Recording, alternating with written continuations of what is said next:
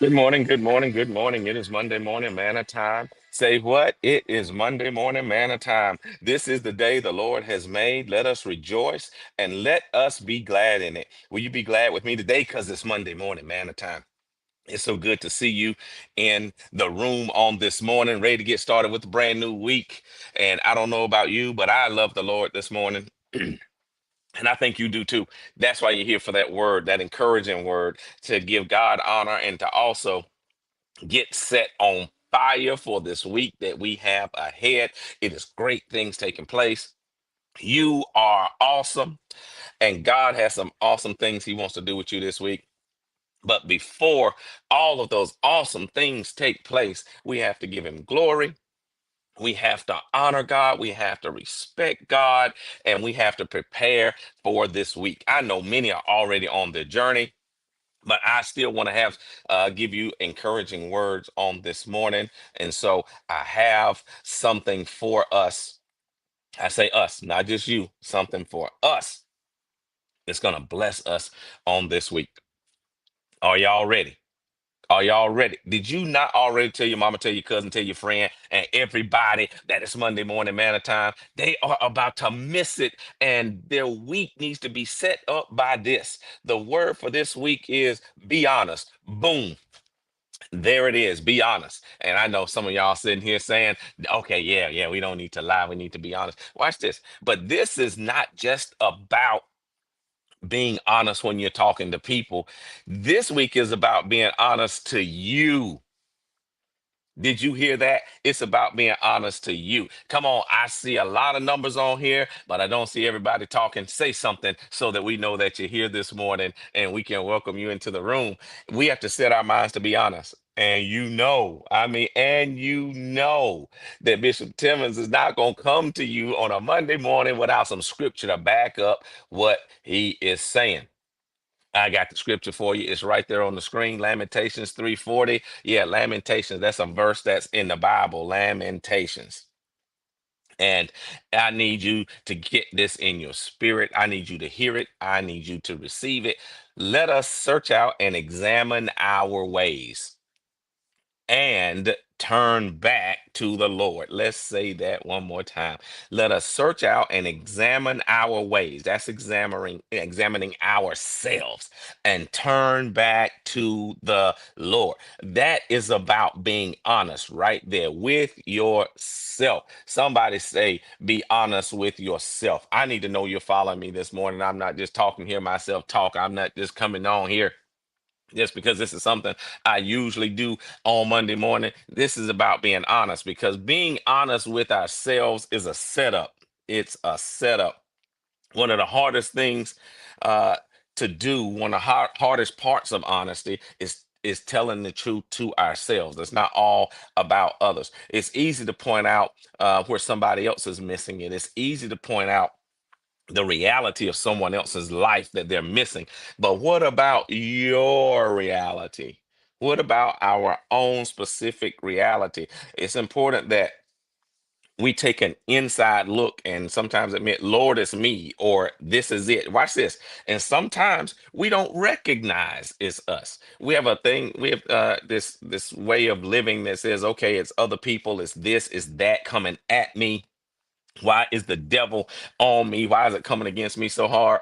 Turn your face to the mirror. Turn your face to God because God is often a mirror and shows us our reflection to be able to say, it's me, it's me, oh Lord. I'm standing in the need. I'm standing here in the place of lack. When the prodigal son in Luke chapter 15, verse 17, the prodigal son, the scripture says he came to himself. But the thing was, he didn't come to himself till he was in the pig pen.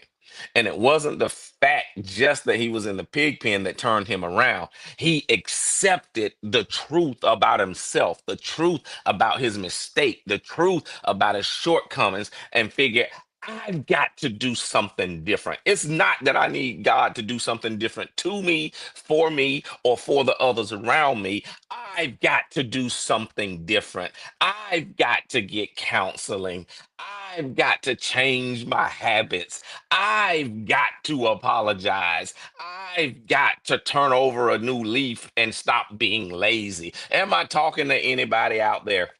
I've got to stop blaming everybody. We've got to stop casting our issues on somebody else, acting like it's not us. This week, it's about being honest with yourself. I know I could stop right there and that will be good for you to go on, but I need to give you some process in this, because before we can be truly healed and delivered, a lot of people want to be delivered. A lot of people want to be blessed. A lot of people want to get in that place of overcoming. But before we can do that, we need to face ourselves with honesty. We need to consider our own motives. We need to consider our hidden wounds. We need to come face to face with our excuses for the issues of life.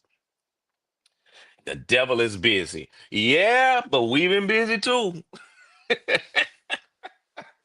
The devil doesn't do it to you. He provides opportunity for you to do it to yourself. And guess what? Sometimes we do it. But after today, I'm honest with myself. Not even after today, after yesterday. I'm starting this right now. Be honest with ourselves, because when I'm honest with myself and clear up my vision, my heart can be open. When I'm honest with myself, I can begin to change. So you know what? I'm feeling acronymish. I'm feeling acronymish today. So I got to come at you with an acronym. I'm sorry. I can't go any further without spelling out truth, because truth is the honesty that we have to face for ourselves. So I got an acronym for you. And this is how we're honest with ourselves. Get to that place of transparency. Stop pretending everything is fine. Stop pretending it's the issue of somebody else. When you're transparent, we create a place for God when we stop hiding. If we go on to the R in truth, that is reflection. The only way we're going to truly be honest is sit down, be quiet, and Selah. In other words, meditate on this. Meditate on your own honesty. Meditate on the issues of life. Meditate on the things that are happening in and around you. And be honest. Take time to reflect and look within yourself, because the world is very noisy. The world is very busy. But we have to sit for a minute and look at ourselves, because when we reflect, we begin to see things that we can no longer project. If you reflect, you won't project. When I say project, you won't put it on somebody else. Let me move on, because there's a you in truth, and that youth, I want you to get understanding. When you see yourself clearly, you begin to understand why you feel the way you feel, why you think the way you think, why you act the way you act. And this is a truth that some of us don't want to face, don't want to admit that I act the way I act because it's something in me making me act that way. It might have been caused by a situation that had something to do with other people, but it's still us. We need to understand us. That is being honest with ourselves. I'm trying to set you up for victory on this week. And as we round the corner to get to the end of this broadcast, we get to the other T, the final T in truth, which is transformation. Okay. And we are transformed by the renewing of our mind. Just being honest is not the place we're trying to get to. We're being honest because we want to be different. We want to transform. We want to be healed. We want to be delivered. We want to be prosperous. We want to be set free. We want to operate at a higher level, but we're operating at a low level because we're not accepting the truth about us, which is not allowing us to transform. But here's the thing, the transformation is when you're real with you, you become real with God, and you're able to be reshaped. Because transformation, I preached this yesterday. I know some of you didn't hear because I was at another church, but willpower. Transformation happens when you're on the wheel and we allow the potter to reshape us. And he is willing to do that today, but it takes truth. And the final letter itself is the H in truth, which is humility. We can even take that back to honesty, but I chose to bring in humility because being honest with yourself requires humility. We've got to be humble enough to say, I've got issues. We got to be humble enough to say, I need some help. The H can also be for help. So now it can be for humility.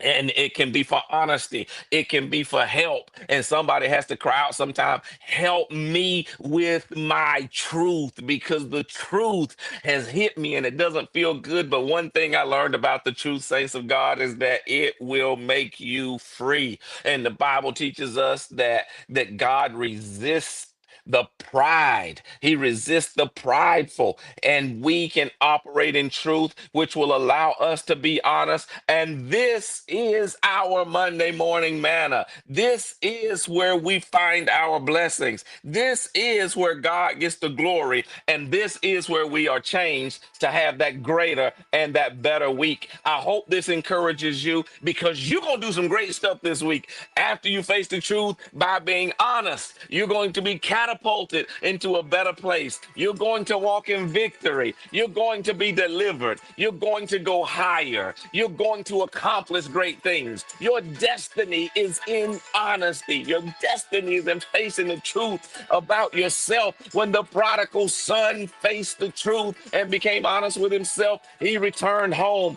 and he was able to go into his father's house and be restored. And as long as you are on the wheel, you will be restored. I love you. Be great and have